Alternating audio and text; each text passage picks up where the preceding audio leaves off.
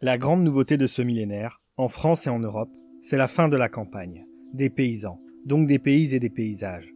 S'agit-il de la moderniser ou de la détruire ? Malheureusement, il semble bien que la société industrielle occidentale, comme sa rivale orientale, n'ait qu'un seul moyen de résoudre son problème agraire. Liquider, au besoin par la force, l'agriculture et les agriculteurs. Le problème de la modernisation des campagnes n'est pas résolu parce qu'il n'a même pas été posé. À l'Est à cause de l'idéologie politique, à l'Ouest en raison des mythes et des intérêts qui se camouflent, comme au temps du libéralisme, sous de prétendues lois économiques. Dans tous les cas, la question sera réglée lorsque le dernier paysan aura disparu du dernier pays transformé en combinat agricole. Mais ce sont les citadins qui paieront la note. En fruits, en jambon, en bocage et en village. Condamnés à une ville, ou plutôt à une banlieue, dont on ne sort pas. Ils vivront sans pain, sans maison dans les frondaisons, sur leurs tables rases. Quelle que soit l'opinion qu'on ait de l'actuelle mue des campagnes, un fait n'en demeure pas moins. La nouveauté et l'énormité du changement. Le plus important que l'espèce humaine ait subi depuis la découverte du feu. Il n'y a pas de problème paysan. Le passage de la société agro-pastorale, en réalité il y en a 1000, à la société industrielle et urbaine, est le problème de notre génération. Et toute la suite dépendra de son aptitude à le résoudre.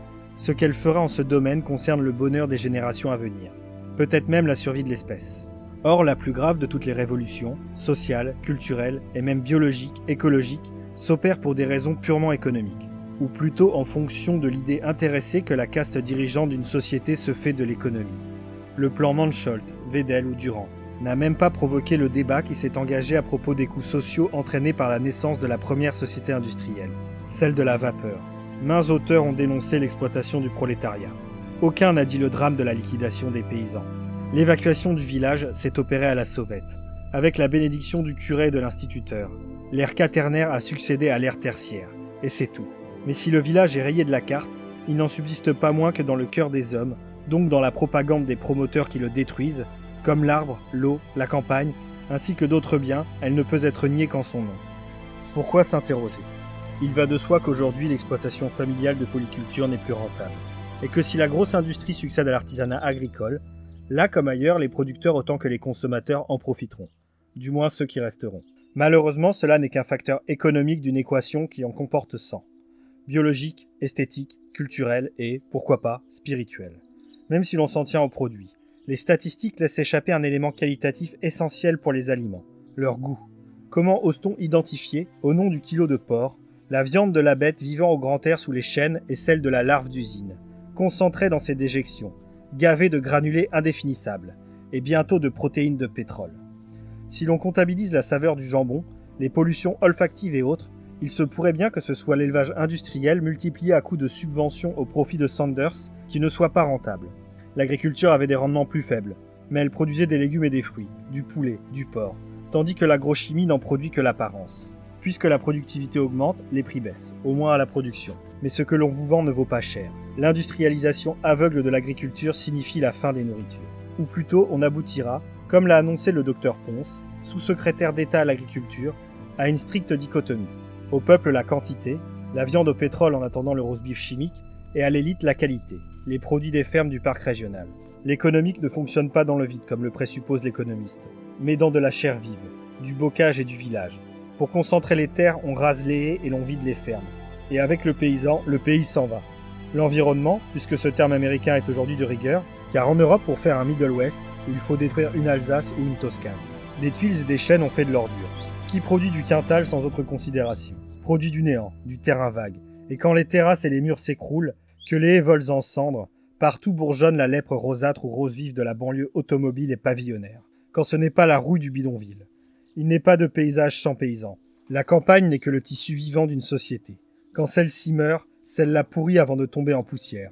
Que restera-t-il des sites les plus fameux si leurs habitants les désertent ? De la trouée héroïque quand les terrasses des vignobles auront croulé. De l'ombris si la motoculture remplace la cultura promiscua. Rien. De la pierraille ou du verre. Que restera-t-il de ce miracle fragile ? Un ruisseau bordé d'aulnes, lorsque les bulles auront arraché les arbres et l'auront rectifié. Que deviendra ce rêve ? L'orée du bois, si nul faux ne vient raser l'herbe. Au sortir de la ville, le citadin ne retrouvera plus que la zone, des pistes de karting ou bien des parcs nationaux sous cellophane. Tant bien que mal, la ville peut croire qu'elle progresse. Tandis qu'à la campagne, la montée du chaos crie sous le ciel qu'on l'a pillée sous prétexte de la développer. Et demain sera pire si l'obsession économique continue de régner. Tout ne se ramène pas au quintal. La mécanisation est aussi un fait social. La fin d'un pays et de ses paysans. Que deviennent-ils? Nul sociologue pour nous le dire. On mène l'eau, l'électricité, la route à 1 million de fermes. Puis on les vide et on les laisse crouler. La rentabilité avant tout. Comme les vieux bahuts, les promoteurs recueilleront un jour les dernières pour les vendre au prix fort. Et avec les agriculteurs, ce sont des cultures, des façons de vivre et de penser qui disparaissent. Comme les paysages, il y en avait 1000, il n'y en aura plus qu'une, qui est pour l'instant dans les limbes. On croyait moderniser. Faute d'y penser, on a méthodiquement pratiqué l'ethnocide, sous le couvert d'un folklore figé pour touristes. On fait l'Europe du veau de batterie. Mais que sera l'Europe sans Bourgogne et sans Campanie? La terre sans Ifugaos ou Dogon? Une prison. Si une prison c'est un endroit dont on ne sort pas. Ce vert Tannesruft, vidé de ses paysans, on prétend le remplir de touristes. On l'équipe, on l'aménage à cette fin. On fait venir le gaz, le bistrot, les masses, le lotissement, la police, la banlieue. Mais s'il n'y a plus de campagne, où iront les gens des villes? Voir la Bretagne où ça dépouille au village musée?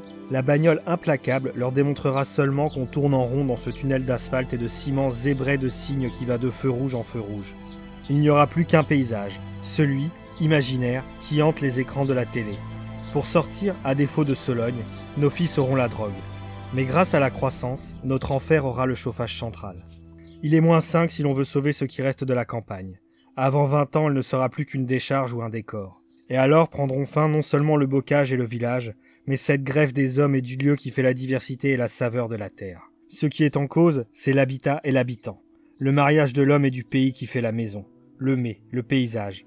Peut-être faut-il changer, mais alors que nous propose-t-on à la place? Quel ersatz de vin, de gibier, de soleil ou de mer?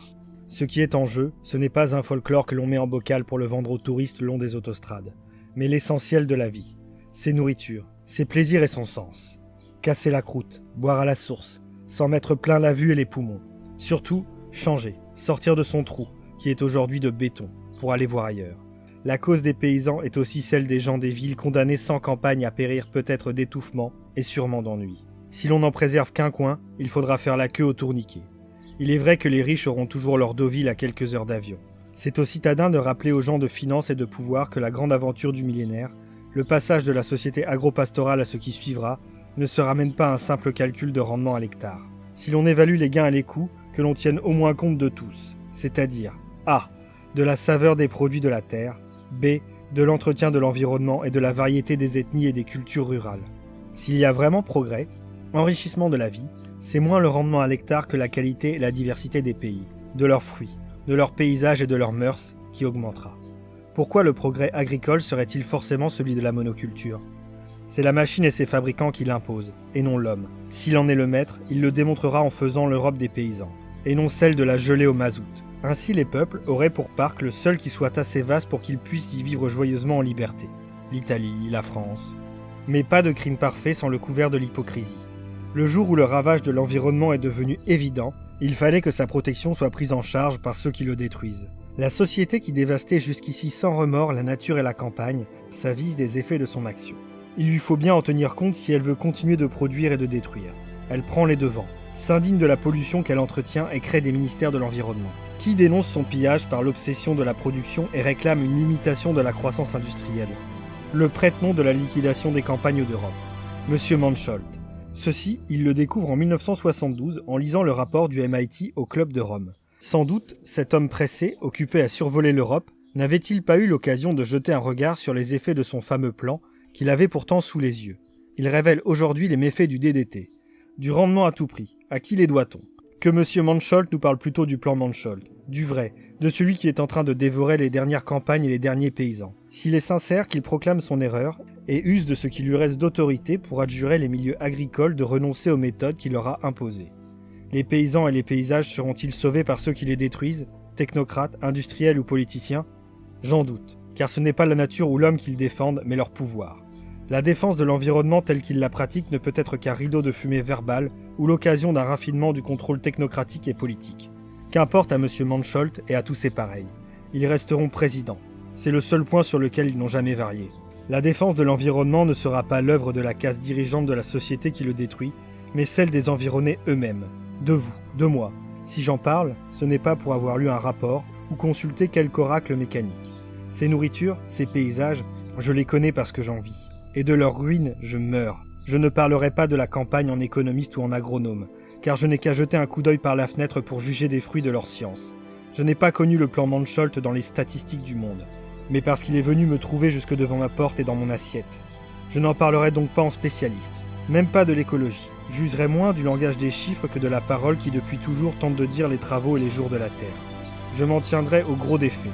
On ne discute pas sur des dixièmes quand on liquide 80% des paysans d'Europe. J'ajouterai que si j'ouvre et tente de faire ouvrir les yeux sur tant de ruines, c'est parce que je pense que le phénomène n'a rien de fatal. Je ne suis pas un paysan de l'ère industrielle qui camoufle au nom du progrès son sentiment d'être écrasé par l'avalanche économique et technique. Je suis un citadin, dégagé de sa glèbe d'asphalte pour retourner à la terre. C'est pourquoi, en dépit de tout, je crois à la liberté de l'homme et à son pouvoir d'infléchir le destin, surtout quand il s'agit d'un destin économique et sociologique. Et c'est pourquoi, bourgeois des collines, je parle pour les paysans qui se taisent, et j'en appelle à la jeunesse des villes, car c'est elle qui cueillera les fruits de l'arbre que la génération de Mansholt, qui fut celle d'Hitler et de Staline, aura planté.